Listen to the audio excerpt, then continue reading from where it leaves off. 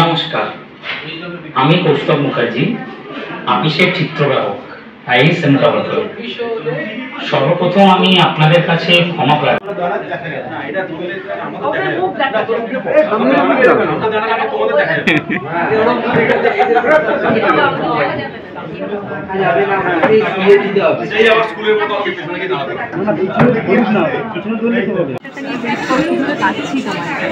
দেখো, আমাকে যেভাবে পাচ্ছ, আমার মনে হয় দর্শক আমাকে এইভাবে দেখে ভাববে যে তো আমাদেরই চেনা, মানে নয় নিজেকে ভাববে, নয় ভাববে পাশের বাড়ির কেউ।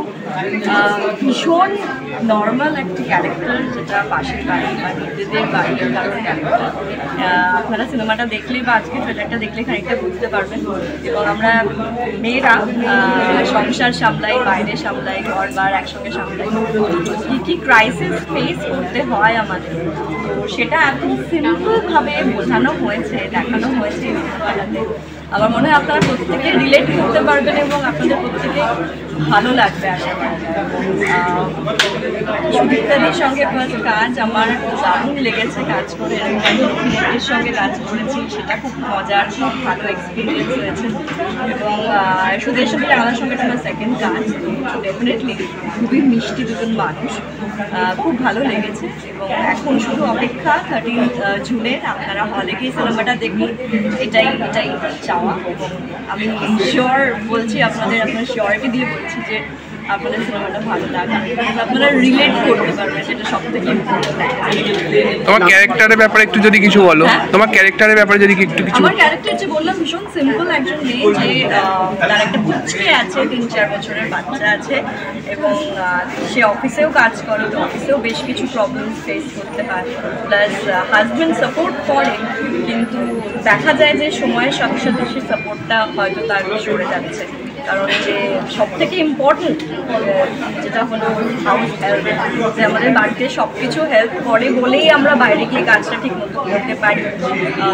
তার সঙ্গে যে কেমিস্ট্রি, তার সঙ্গে যে বন্ডিং, তার সঙ্গে যে ইকুয়েশন, সেটাও খুব ভালো করে এই সিনেমাতে আমি দেখতে পাবো। এটাই হচ্ছে বিষয়। দেখা যাক এবার আমার চরিত্র সে কীভাবে কীভাবে ক্রাইসিসের মধ্যে নিজেকে বাঁচাতে পারে, নাকি সব কাজকর্ম ছেড়ে বাড়িতে বসে থাকবে। ওকে, থ্যাংক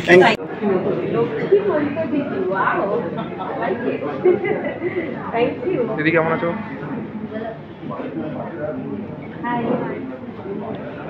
আমি নিশ্চিত দর্শক ফিরে গিয়ে আরো 10 জনকে পাঠাবে এই ছবিটা দেখতে, কারণ আপনার প্রত্যেকটা মানুষের বাড়ির গল্প, নিজের জীবনের গল্প হচ্ছে।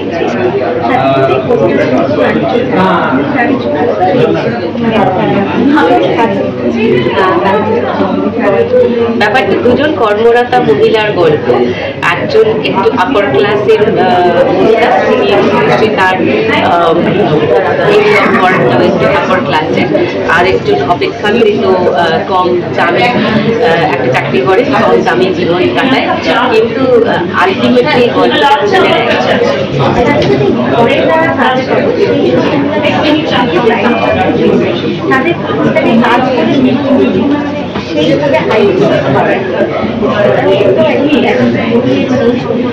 আমি সেই সবের উত্তর আছে। আমি মানে অনুরোধ করবো, সমস্ত মিডিয়ার বন্ধুদেরও অনুরোধ করবো, আপনারা যত বেশি প্রিমিয়ার বা এই সমস্ত অনুষ্ঠানে যতটা সেভাবে অংশগ্রহণ করেন, এত ব্যস্ততার কারণে হয়তো সব ছবি আপনাদেরও দেখা পায় না, কিন্তু আপনারা যেহেতু বাংলা ছবি নিয়েই কাজ করেন, এই ছবিটা অবশ্যই দেখবেন। এটা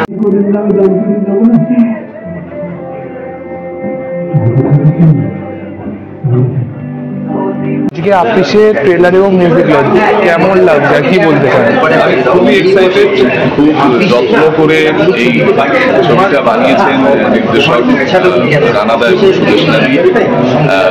সবাই খুব মন দিয়ে অভিনয় করেছে, তাদের পরিবেশের মধ্যে কাজ হয়েছে। আমার সঙ্গে অভিনয় করেছেন আমার মূল অ্যাক্ট্রেস হিসেবে সুস্মিতা চক্রবর্তী, সেটা নিয়ে আমি খুব এক্সাইটেড ছিলাম। যতক্ষণে চেষ্টা করেছি যে আমাদের বেস্ট এফেক্টটা দেওয়ার। তাদের একটা গল্প, আমার মনে হয় যে সবাই, সব শ্রেণীর মানুষ নিজেদের জীবনের সঙ্গে গল্পটা রিলেট করতে পারবেন।